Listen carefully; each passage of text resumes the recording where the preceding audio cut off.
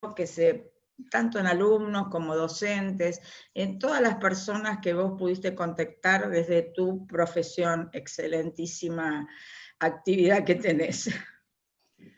Bueno, buenas tardes a los que fueron ingresando después. Respecto de la educación, estamos viviendo un cambio de paradigma. Si bien nosotros ya veníamos incorporando nuevas tecnologías en la enseñanza, hoy la enseñanza mediada por dispositivos es la única manera de encuentro y la única manera que estamos teniendo para lo que consideramos, o desde la concepción de cada uno, lo que es enseñar, ¿sí? Esto también se vio afectado en algunas de las preguntas. Yo después les voy a compartir una encuesta que hice a docentes, y es notable esta idea de que esa concepción de enseñanza con la que se ingresó a la pandemia fue transformada por esta situación de cuarentena, ¿sí? Ya para muchos docentes, un gran volumen de docentes, enseñar no es lo mismo que era antes de entrar en la cuarentena o antes de entrar en la pandemia. Sería interesante ahora empezar a explorar y ver, avanzar, es un desafío también para mí, ver cualitativamente en qué sentido sienten que hoy enseñar no es lo mismo que antes. ¿Sí? Porque también me resultó muy llamativo, yo fui con una pregunta así como muy abierta, que ahora después les voy a compartir, encontrarme con esto, con un alto porcentaje de docentes que dicen, bueno, hoy enseñar no es lo mismo. Ustedes piensen lo siguiente, yo voy a hablar de la enseñanza parada desde un determinado enfoque, que es el constructivista, ¿sí? Constructivismo, cognitivismo, requiere de un espacio intersubjetivo, es decir, yo enseño y aprendo en contacto con otro, en un intercambio de diálogos, y en ese espacio intersubjetivo se construye conocimiento. Ese conocimiento luego cada individuo internaliza, se apropia y lo reconstruye de alguna manera, ¿sí? Lo resignifica.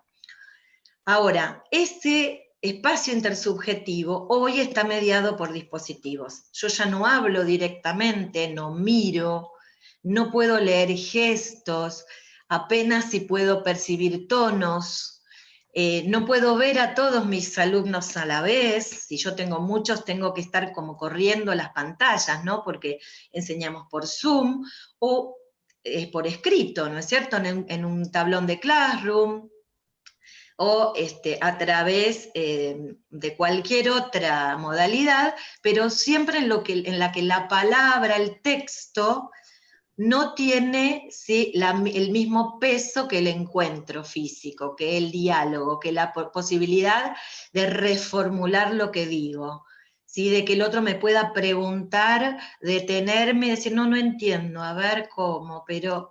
Entonces, y por otra parte también, la finitud del tiempo todavía es mucho menor que antes. Ahora hoy dispongo de un tiempo mucho más acotado, porque los dispositivos o porque las clases ya ni siquiera son de 2 horas, sino que son los 40 minutos que tengo en el Zoom, o porque es un blended que tiene que ver con un poco por Zoom, un poco por Classroom, un poco por mail, un poco problemas de conectividad.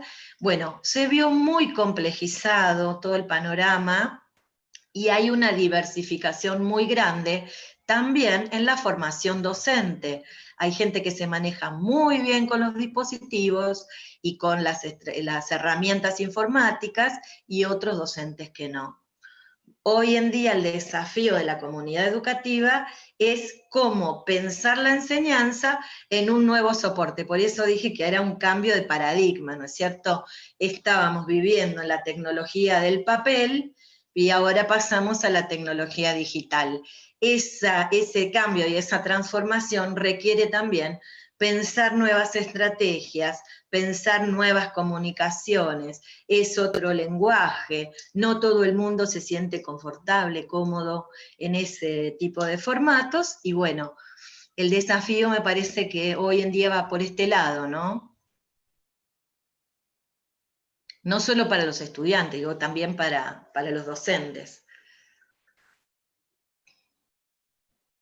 Estás silenciada, Anita.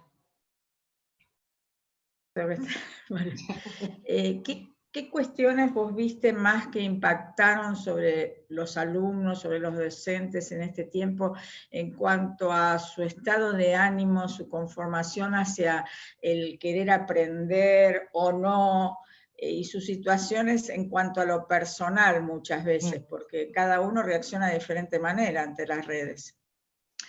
Bueno, yo ahora les voy a compartir, voy a empezar ahora sí a compartirles en pantalla respecto de algún trabajo que yo sigo dando literatura en la escuela secundaria, y eso me permite por ahí indagar un poquito más en las escrituras de los estudiantes, qué les pasa a ellos con la cuarentena, con la pandemia, con no ver a sus amigos. Piensen que para el mundo adolescente sus pares son como lo más importante que tienen, ¿no? La relación con sus pares. Voy a compartir pantalla y, esperen que vamos a empezar aquí. Y les voy a mostrar un poquito qué es lo que pasa con niños y jóvenes. Las redes sociales para ellos son como su mundo, el mundo en el que se mueven muy cómodamente, ellos manejan muy bien, nacieron en un mundo digital. Sin embargo, quienes manejan las redes, quienes producen muchas veces las redes, no tienen un interés en lo social, tienen un interés en lo económico, en la rentabilidad que se puede obtener de las redes sociales. Y han descubierto algo, ¿no? Tanto el creador de Facebook como, bueno, Instagram hoy pertenece a los mismos dueños, por decirlo de alguna manera, han descubierto que los jóvenes y adolescentes son vulnerables frente a las redes sociales. Esto quiere decir que pudieron volverlos consumidores, ¿sí? Y además adictos. Entonces, el mayor problema que tienen en este momento los adolescentes es a la adicción y además a la necesidad de ser aceptados y valorados a través de las redes. Entonces, en ese mundo en el que muchas veces no son valorados, no son aceptados, ¿sí? Hay que luchar también con el tema de su identidad, de la aceptación que ellos tienen de sí mismos. Ellos creen que son lo que los otros les dicen que son. Entonces, es un mundo bastante complejo, ¿sí? Viven pendientes del me gusta. Si ustedes buscan, hay una charla muy interesante de una española que explica muy bien los toquecitos de dopamina que genera el clic del me gusta. Cada me gusta genera, ¿sí?, una química neuronal que tiene que ver con esta sensación de estoy siendo aceptado, estoy siendo aceptado. Y bueno, este es el mundo de los adolescentes, ¿sí? Los vuelve muy vulnerables. ¿Qué es lo que pasa entonces ahora? Ellos transitaban entre la presencialidad y la virtualidad, estaban con amigos, conectados a sus dispositivos, pero de alguna manera hoy solamente se encuentran con su dispositivo. Y muchas veces, y esto es lo que vuelve grave esta situación, los padres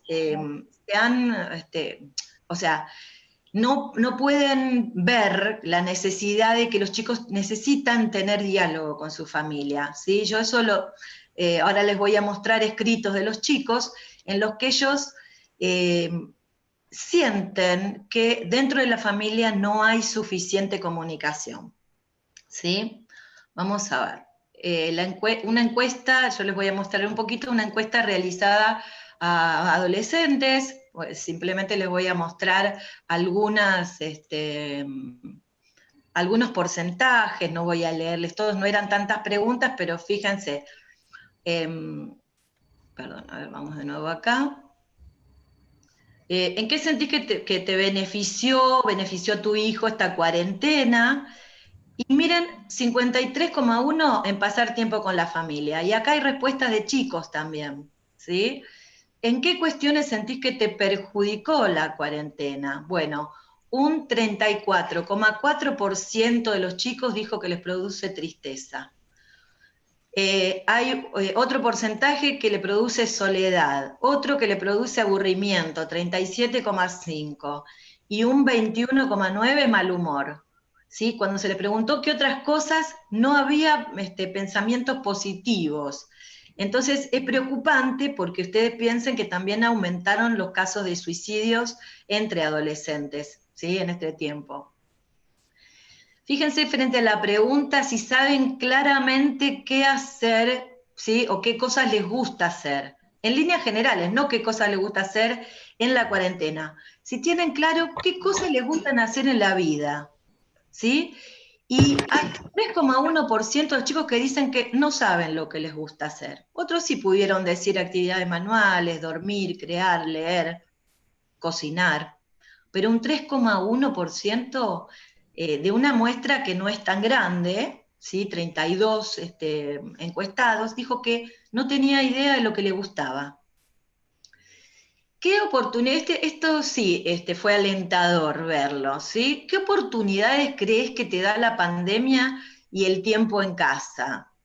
Fíjense, un 25% dijo aprender algo nuevo. ¿Sí? Se vieron entusiasmados a aprender algo nuevo.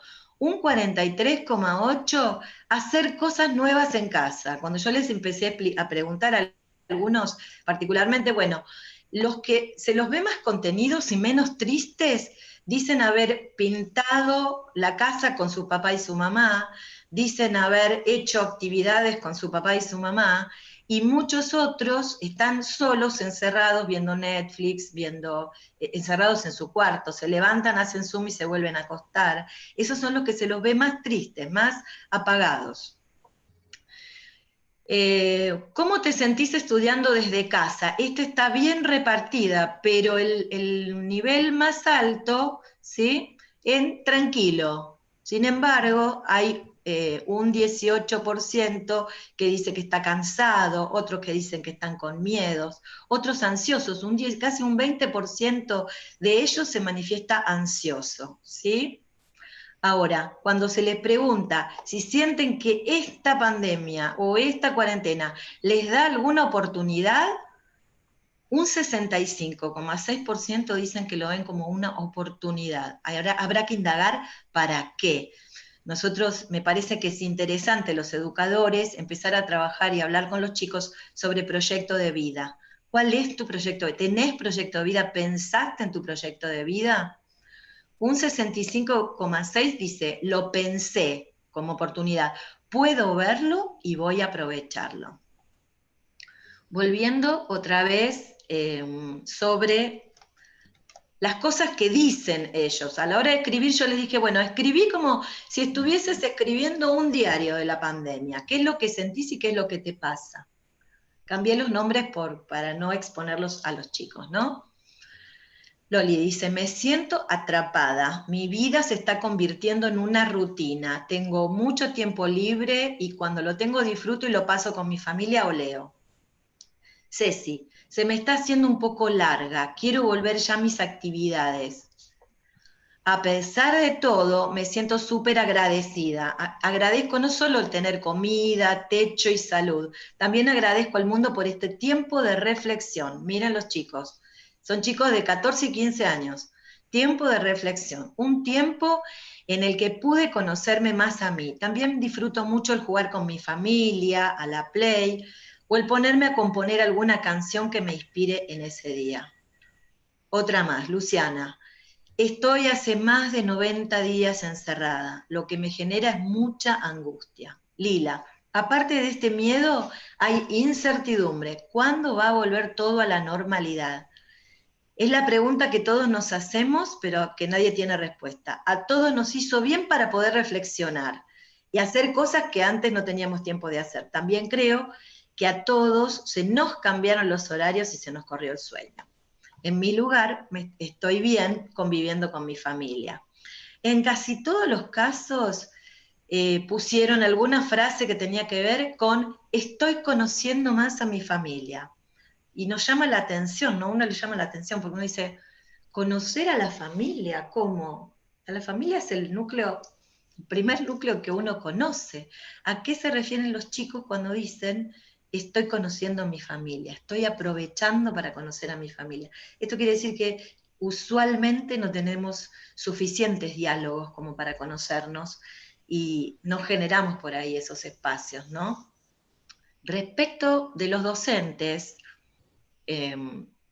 Esto quería preguntar sí, también, ¿cuál fue el impacto sobre ellos de esta enseñanza virtual y aparte de todo el proceso este de aislamiento, ¿no? mira, Anita, eh, vamos, en relación a los docentes, hice una breve indagación con muy poquitas preguntas, 5 preguntas, acerca de las concepciones de enseñanza, las propuestas creativas en formato virtual y capacitación docente. Y los resultados de la encuesta son los siguientes.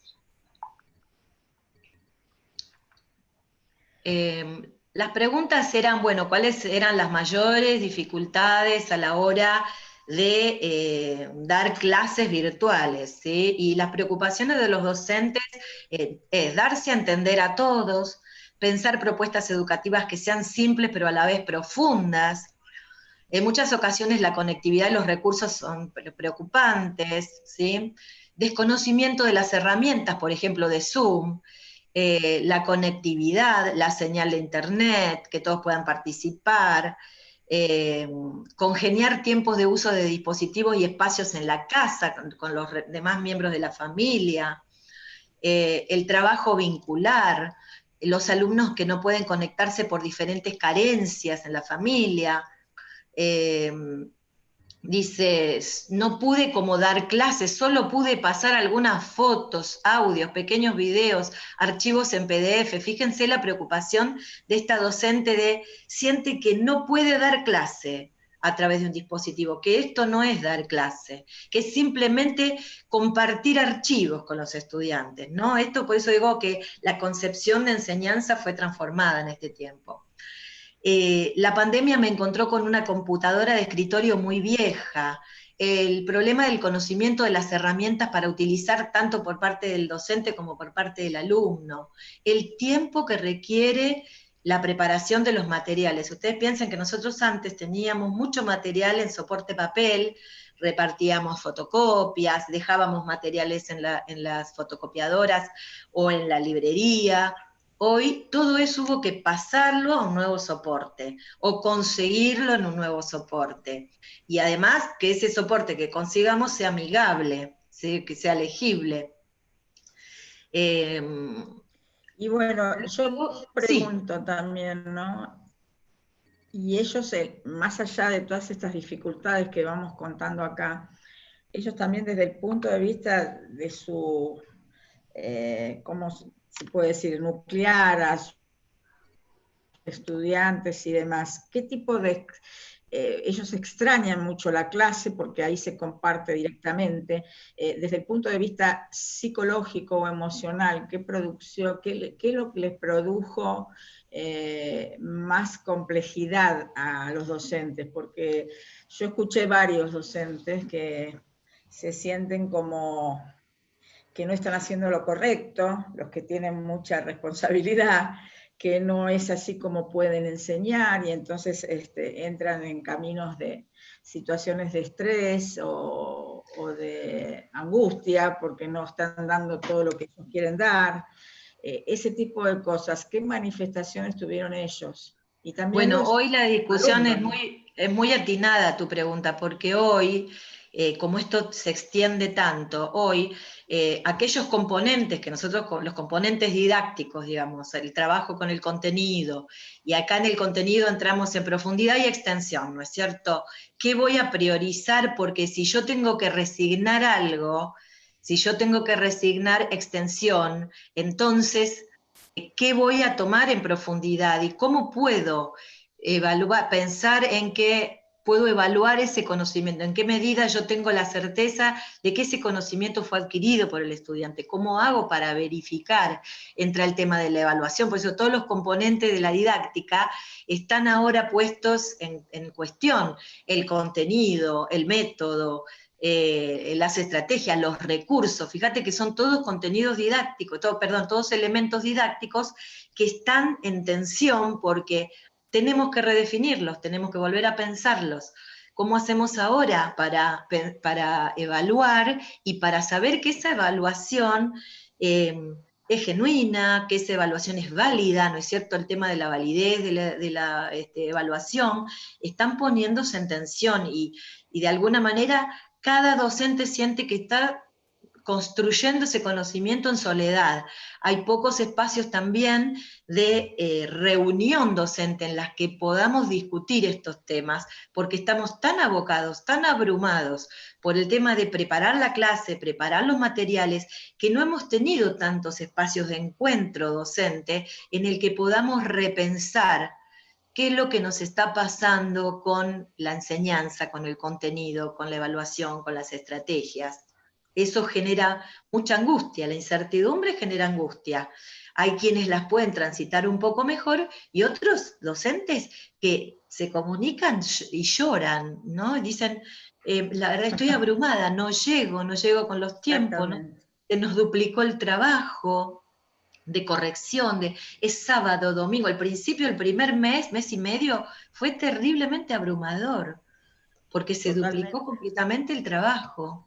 ¿Sí? Yo pienso que si van a seguir con este tipo de enseñanza como adjunta a la normal, a la presencial, yo creo que van a tener que establecerse leyes o políticas públicas para tomar los dos tipos de enseñanza y también posibilitar, porque hay alumnos, inclusive de grados primarios y también secundarios, que viven en lugares, como hablamos alguna vez también, en lugares muy vulnerables, donde no tienen ni siquiera computadora ni ninguna vía para estudiar digitalmente, ¿no? Así que ahí va a haber que ocuparse desde el punto de vista del Estado o las leyes por parte del Parlamento, en diseñar leyes que puedan acaparar a estos chicos que indudablemente perdieron todo el año. Porque por más que le den de comida en las escuelas, porque hay determinados días para que lleven para la cuota alimentaria, digamos, de comida, para que lleve a su casa y todo lo demás, no pudieron tener contacto. Yo conozco maestras, que vos también conocés, que trabajan en lugares vulnerables y que les está pasando esto.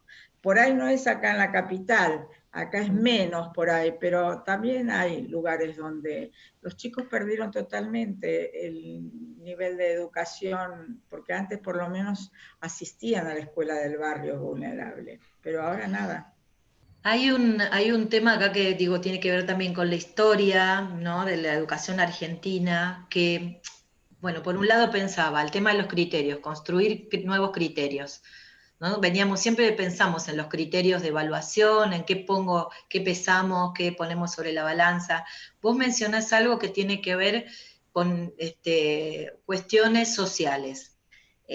Nos pasó también en otra época que el docente se transformó en un agente social de servirle el alimento en la escuela, aún en la presencialidad, ¿sí? Era el que le servía el plato de comida y estaba muy dedicado a tareas de asistencialismo y renunciaba de alguna manera a las tareas de enseñanza.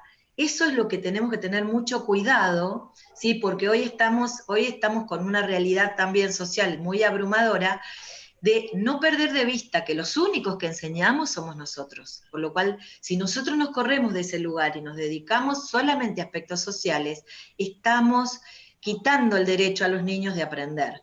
Ahora, fíjense que nos pasa a nosotros, ¿no es cierto? Para poder generar este momento de tranquilidad, de que no nos interrumpa un teléfono, de que el perro no ladre, de que no nos abran una puerta, lo podemos lograr porque tenemos cierta comodidad. ¿Qué pasa en esas familias en donde todos conviven en un espacio reducido, juntos, ruido, no hay espacios para estar solo o tranquilo? Es toda una situación que ahora va a haber que pensarla, ¿sí? Porque ¿cómo vamos a lograr justamente el alcance a todos los niños si no podemos garantizar mínimamente la conectividad, mínimamente un dispositivo? ¿Sí? Ya sea una tablet, un teléfono, algo con qué conectarse, con qué recibir el material siquiera. Es decir, que tal vez habría que pensar que no podemos salir abruptamente del formato papel, del soporte papel. Entonces, de alguna manera, que el chico pueda acercarse a buscar material para llevar y trabajar en casa y luego devolverlo a través de algún mecanismo seguro. Pero no podemos pensar que, bueno, se supone que va a recibir por el teléfono, por la computadora, cuando no lo tienen. ¿Sí? Fíjense que acá en esta pregunta que yo les anticipaba, el 75% de los docentes cambió su concepción acerca de lo que es enseñar. Habría que ver qué es lo que piensan ahora, en qué cambió su concepción de enseñanza respecto de lo que nos está pasando hoy. Después, ¿te cuesta pensar propuestas creativas en formato virtual? Un 55% reconoce que no puede pensar propuestas creativas. Quiere decir que simplemente se limitará a, incluso ni siquiera sabrá si eso que le está dando es genuino, si eso que le está dando a su estudiante sirve. Es simplemente lo que conseguí, es lo que puedo hacer desde lo digital. ¿Sí? Entonces, ¿qué es muy importante? La última pregunta, ¿en qué te gustaría capacitarte en relación a la enseñanza virtual? Fíjense, la mayoría puso, ¿no es cierto?, en herramientas virtuales fáciles de usar, en herramientas de Zoom y de Meet, apps para trabajar con los alumnos, una didáctica que les enseñe a usar las nuevas herramientas tecnológicas, utilización de recursos virtuales, que les hablen de propuestas creativas, directamente que les hablen de las propuestas creativas, de utilización de diferentes herramientas, de todas las herramientas que se pueda para que cada familia pueda explotarla al máximo y que la familia pueda también facilitarle a la familia encontrar las tareas. Cómo no estresarme, pone una de las docentes, ¿no? Justamente lo que yo te decía, sí.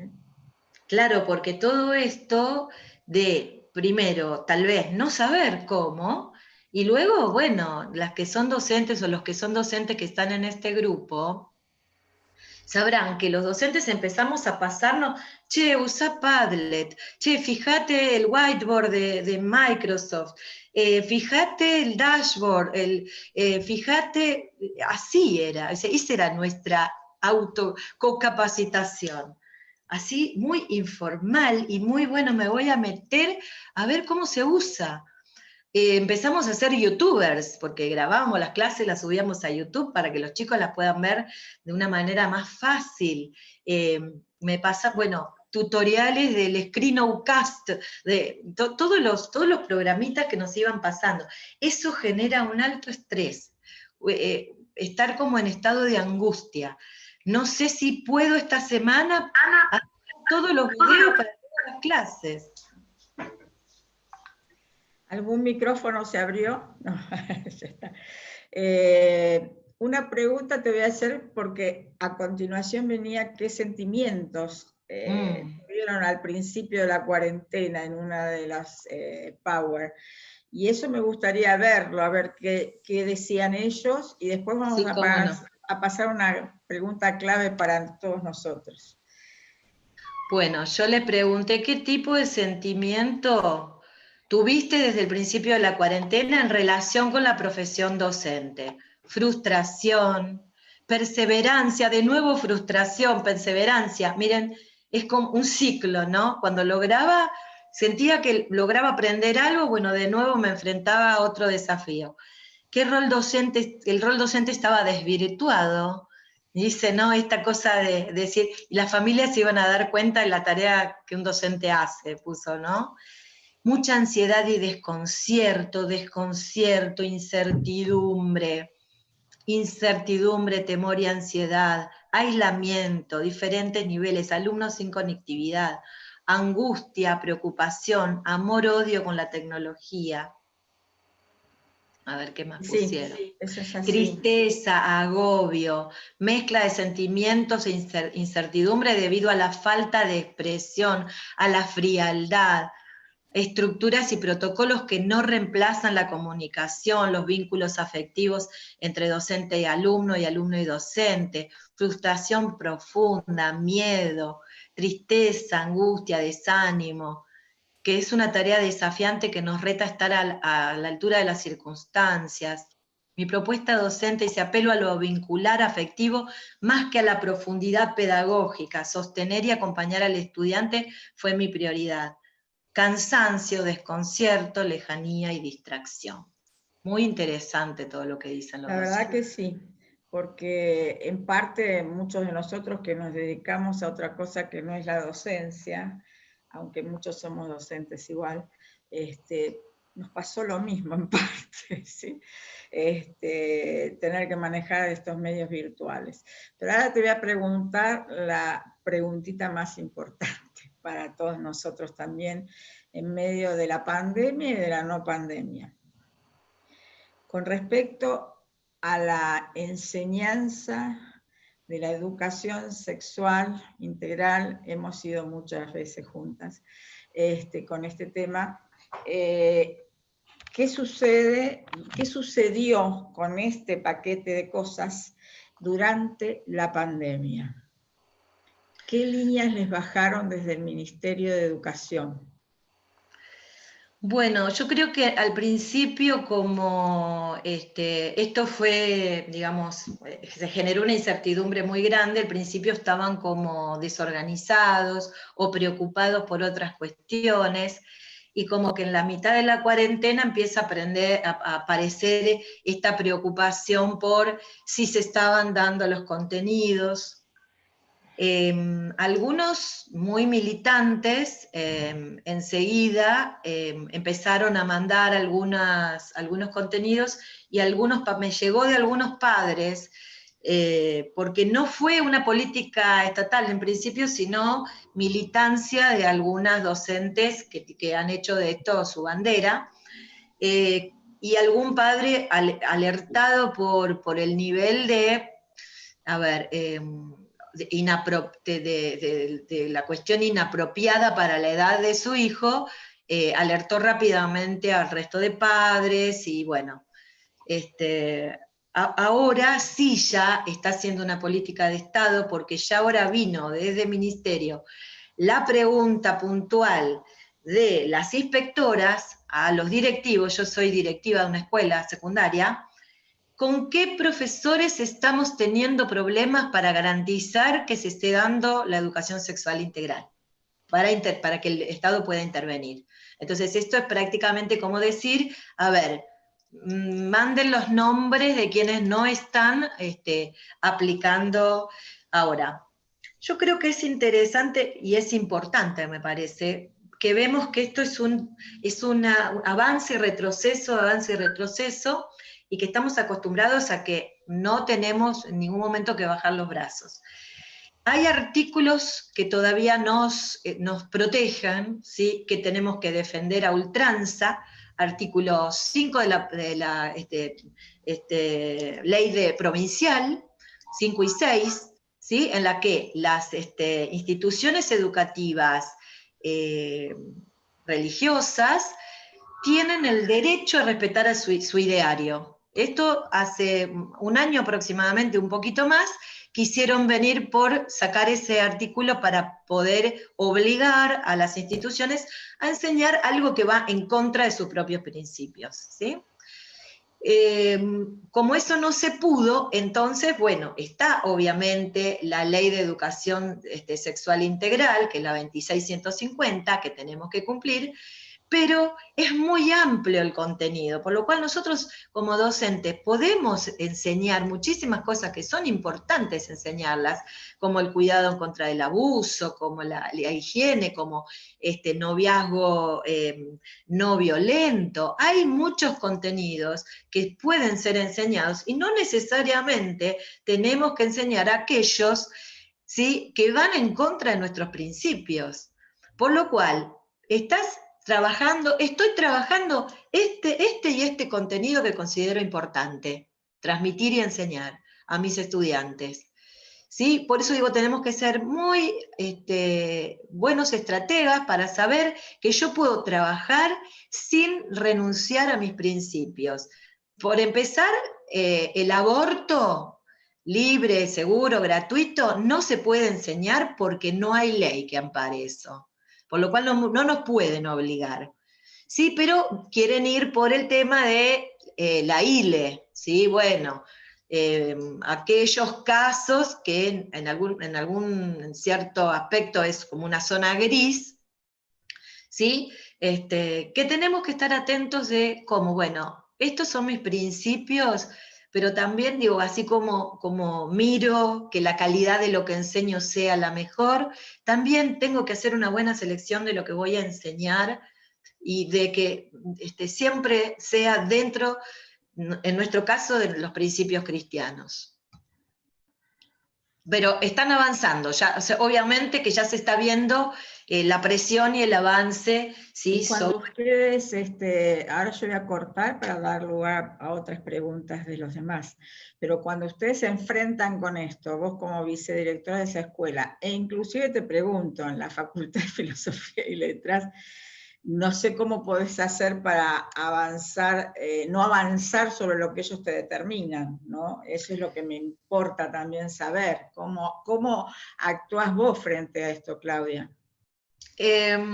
A ver, en Facultad de Filosofía y Letras no digo que es una lucha perdida, pero creo que a veces también es que alguien que se ve como avasallado como el resto, encuentre algún espacio en donde, bueno, la profesora se ve que no es tan, a ver, no me va ni a acusar, ni a atacar, pero que encuentran con que, chicos, miren, lo primero que hacemos, pues yo llevo residentes a escuelas, ¿sí?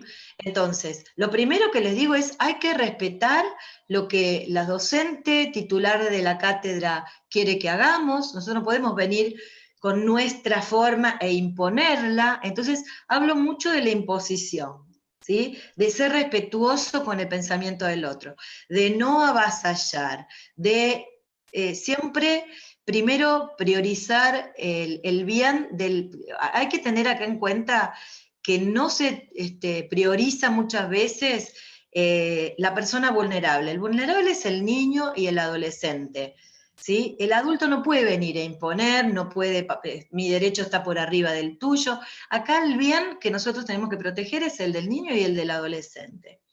Entonces, cuando vamos con residentes, yo lo que les digo es, vamos a acordar con la profesora titular y nosotros no vamos a imponer nada.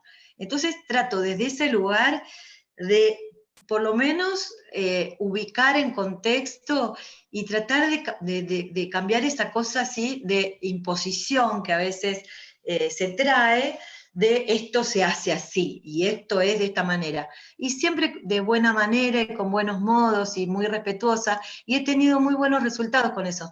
Mis estudiantes me respetan mucho porque ven que ni entro en discusiones, ni ataco, respeto mucho, pero también digo, acá lo que hay que priorizar es el bien del niño y del adolescente.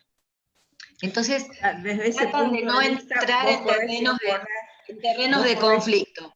Cuando ven esto, que yo les digo esto, tratan de no entrar en terrenos de conflicto, donde van a ver que se puede producir una arena de tensiones, porque son temas que pueden entrar en discusión con la docente titular, que los chicos pueden llegar a discutírselos. Entonces, bueno, sí, vamos a enseñar algunos temas, pero no los más combativos, por decirlo de alguna manera, ¿no? Y en esos ámbitos, ¿vos tenés que te combaten igual? Mi pregunta es por sí. Sí, en filosofía y letras, en la sí, escuela. pero también creo que, a ver, se combaten las ideas, ¿sí? Se combaten las ideas. Yo no entro en discusiones personales, ni en roces personales. Entonces, si la gente te respeta y se da cuenta de que vos ni la vas a atacar, ni le vas a decir las cosas de mala manera, en el fondo, ¿sabés lo que me dicen siempre? Vos sos una buena persona. Y creo que cuando el otro dice, si sos una buena persona, te respeto, ni te menosprecian, ni te ridiculizan, es como, bueno, este tema lo tocamos y sabemos que Claudia no piensa igual, entonces no entran en esta cosa, aunque no te voy a mentir que muchas veces... hace poquito nomás, cuando la ILE se sancionó, enseguida pusieron el cartelito, ¿no? Bueno, salió esto, porque sienten como que es una batalla, un campo de batalla en la que o gano o pierdo, ¿no? Pero yo nunca respondo en términos de pelea o de discusión personal. Sí, no estoy de acuerdo, y eso lo dejo claro, ¿no? No estoy de acuerdo con esa idea, no creo que sea un derecho, y eso sí, es claro, con mis estudiantes también, ¿no? Cuando hablamos de argumentaciones, no creo que sea un derecho, los derechos para mí son otra cosa, entonces empezamos a hablar de lo que constituye derecho, y el derecho nunca pasa por arriba de otras personas, y ni atropella, ni desprecia, ni desmerece a otros. Entonces, bueno, en ese sentido, siento que no he tenido grandes choques. Bueno, yo ahora gracias por la entrevista, pero ahora voy a dar a que todos los demás puedan hacer preguntas, así ya después iremos terminando. Sí, todavía tenemos un tiempito. No sé, el que quiera hacer preguntas, levanta la mano y le habilitamos el micrófono. Bueno, yo quiero hacer una, María Asunción María Maza. Asunción. Sí. Me pasa como abuela de una nenita que está en jardín, que los papás están en babia con el tema de la ideología de género y me toca ir a las reuniones porque mi hija trabaja. Entonces, abriendo el paraguas, digo, bueno, espero que no les laven el cerebro, que a las nenas las vistan de nenes y que a los nenes los vistan como nenas. Es una escuela del Estado y la maestra me dice, bueno, en realidad eso es una ley y si vienen esas disposiciones vamos a tener que acatar eso. María Asunción, eso no es cierto. Lo que es ley, la ley misma, la letra de la ley, yo los invito a que la lean, porque eso ayuda muchísimo. La ley dice que se puede enseñar progresivamente, respetando la edad cronológica de los niños, aquello para lo que estén preparados para entender. Por lo cual, no es cierto que se les pueda hablar, por ejemplo, no sé, o que se les pueda generar un conflicto con su identidad cuando no nace del niño ni la pregunta, ni la inquietud, ¿sí? Porque los derechos del niño, incluso, porque ustedes piensan que nosotros tenemos por arriba de las leyes nacionales las supranacionales, es decir, los acuerdos y los pactos internacionales. Entonces, también tenemos que mirar que hay acuerdos internacionales en los que, por ejemplo, entre otras cosas que lo hemos escuchado en muchos debates en el Congreso, se considera vida a partir desde la concepción. Entonces, bueno, hay muchas leyes que están por arriba de las nacionales. En los derechos del niño, bueno, el derecho a la identidad, el derecho al nombre, el derecho a tener una familia, etcétera, etcétera. Ahora, no se puede enseñar a un niño aquello para lo cual no está capacitado de acuerdo a su edad. Y por otra parte, la ley contempla que las familias, que los padres son los responsables. Ustedes vayan a lean el Código Civil, el artículo 101, por ejemplo, que dice que los padres son los responsables legales de los niños, y como responsable legal no permito ni esto, ni esto, ni esto. ¿Por qué? Porque soy responsable legal de lo que le pase al niño. El Estado por ahora no pudo avanzar tanto como para quitarme la responsabilidad legal sobre mi hijo. Sí quieren avanzar, es verdad. Ellos lo que quieren es quitar el nombre de que los padres ya no sean más responsables legales de los niños, sino que el Estado tenga un interés mayor que el de los padres.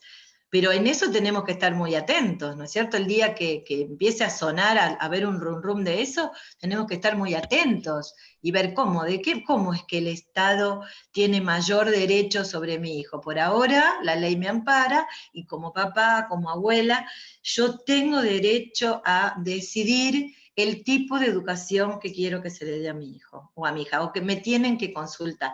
Me tienen que avisar el día que vayan a dar ese contenido, porque entonces yo no lo traigo, porque yo no autorizo. Así lo hizo uno de mis hijos, que el año pasado estaba en la escuela. Hay unas cartas que están circulando que ustedes las pueden pedir. Nosotros habíamos hecho, pero mi hijo también fue a hablar a la escuela directamente y le dijo, no, los días estos, y era un jardín, ¿no? Del ámbito estatal, público estatal. El día que a mi hijo, a mi nena le den esto, nos avisan, porque la traigo más tarde, era siempre al comienzo. Entonces, eso sí se puede hacer. Y no pueden decir nada con respecto a eso. Está bien lo que dice. Acá hay varias abogadas, así que también lo pueden decir. Yo solamente investigué las que tienen que ver pura y exclusivamente con educación, porque eran mi preocupación en ese momento, ¿no? Y espero haberlo dicho bien. Yo les estoy diciendo que, por eso les dije antes que Claudia siempre investiga las leyes que hay, cómo se conforman y demás con respecto al tema de niñez, adolescencia y juventud, ¿no? Así que, bueno, ¿alguna pregunta más? Bueno, si no hay preguntas, yo voy a hacer otra. Sí, bueno. Por supuesto. Se dice que para la nueva normalidad, entre comillas, vamos a tener que aceptar que a los chicos les den vacunas que a lo mejor los padres no están de acuerdo, porque eso también es una invasión al cuerpo del niño. ¿Qué podemos decir con respecto a eso? O sea, ¿les pueden quitar el derecho a la educación si el papá no le quiere dar esa vacuna? La verdad es que con respecto a ese tema de salud, tal vez Ana María tenga algo más claro para decir. En teoría, mientras los papás seamos, yo hablo como mamá, como abuela, los responsables legales de los niños, no sé cuánto puede avanzar el Estado, pero claro, el tema de la educación ligada a otra cosa, primero, la educación es un derecho, ¿sí? Es un derecho constitucional. Entonces, como derecho, no te lo pueden negar. ¿Sí? Bajo ningún otro concepto de si no haces tal cosa, porque eso sería extorsivo. ¿No? Si no haces tal cosa, entonces no, porque no, nadie te puede quitar, ni le puede quitar a tu hijo ni a tu nieto un derecho constitucional. Por lo cual me parece que ahí se podría recurrir a una demanda de, bueno, me están cercenando un derecho. Aún cuando yo no le ponga la vacuna, mi hijo o mi nieto tienen derecho a la educación, porque además es un derecho básico, ¿no? Bueno, yo primero que con respecto a lo de ideología de género, hay un 0800 de la democracia cristiana, que es donde pueden ustedes llamar y establecer sus preguntas, sus inquietudes con respecto a las situaciones que viven en los colegios, ya sea padre, madre, abuelo, lo que fuere, o tutor, para ver cómo se puede proceder en caso de que esta situación se repita continuamente. y siempre le van a dar la pregunta. Con respecto al tema del aborto, bueno, yo conté antes de empezar, pero también hay un 0800 con respecto a eso, que está desde hace ya casi 2 años, va a ser ahora, donde también hay casos en todo el país, pero se comunican a una central y de ahí nos van a derivando los casos, para que no se produzca la ILE, la IVE o lo que ustedes llamen ahí. Con respecto a las vacunas, acá tengo una colega también que podría contestar. Con respecto a las vacunas del calendario escolar, nosotros, no sé si Viviana me va a seguir, no tenemos objeciones. Sí por ahí con la vacuna del HPV, porque dar la vacuna a tan temprana edad no es conveniente para eso y no justifica nada. El HPV es una lesión del cuello uterino, que es La de los viral 11 también. años. ¿Cómo? La de los 11 años de las nenas. 11 años, sí. No me parece, no sé Viviana vos qué opinión tenés, pero me gustaría que también hables, porque sinceramente yo ahí sí pongo objeciones. No sé, no se descubrió nada de eso de que es abortiva o que produce esterilidad y demás, pero por las dudas es mejor no darla. No me parece un objetivo importante para dar esa vacuna tanto al varón como a la mujer, ¿no es cierto?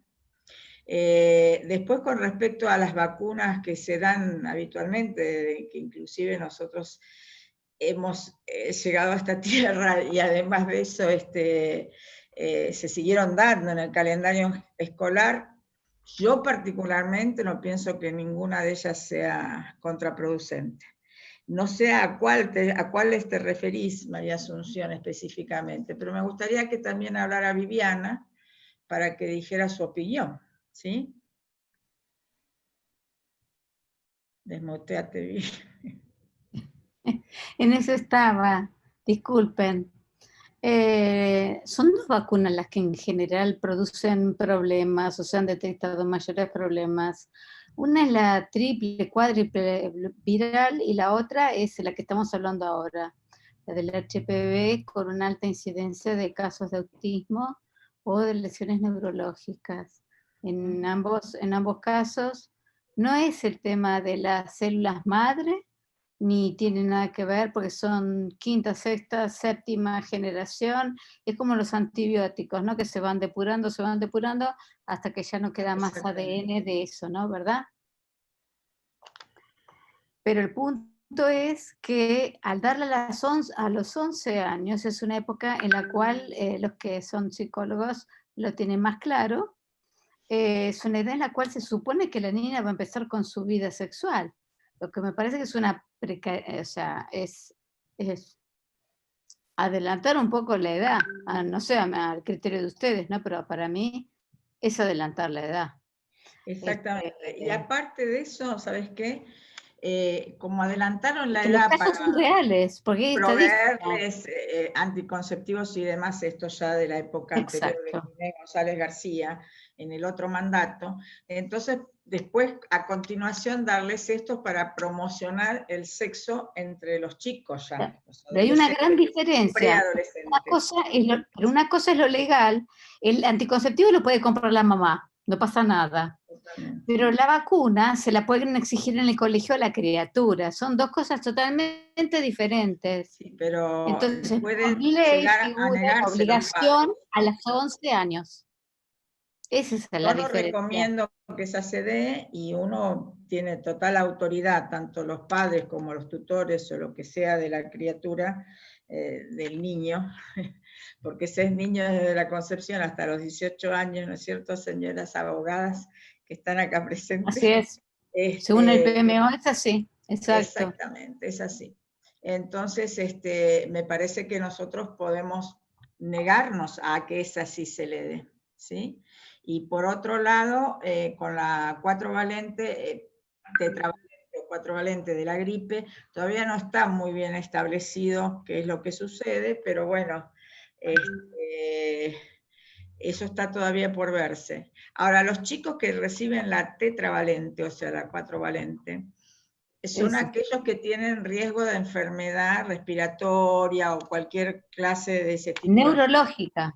Exactamente. Neurológica. Así que bueno, esta es nuestra respuesta desde el punto de vista médico. Claro, hay mucho autismo sí, por el aluminio, la gente no sabe, pero el timerosal es un mercurio que es veneno. Entonces, darles todas esas cosas a los chicos y que el Estado diga, bueno, pero lo que pasa es que desde la época de Macri salió la ley de la vacunación obligatoria, cosa que no pasa en otros países, que no obligan, el que quiere le da a su hijo la vacuna, pero acá, con esta ley, los papás van a tener que recurrir a algún buffet de abogados. El papá que está más interesado, habrá otros que piensan. Eso lo pueden contestar las abogadas, porque yo en eso no sé si es que tienen que ir abogados o si no con una declaración. Ani, el tema, yo supongo que por lo legal tendrían que ser o amparos o para mí también tiene que ser un amparo, por eso un amparo, porque no sé qué dirá la doctora Alejandra Mullar, Gabriela Micucci. No es necesario llegar a unos... A ver, las dos abogadas. ¿Ale, estás? Sí, la escuchamos.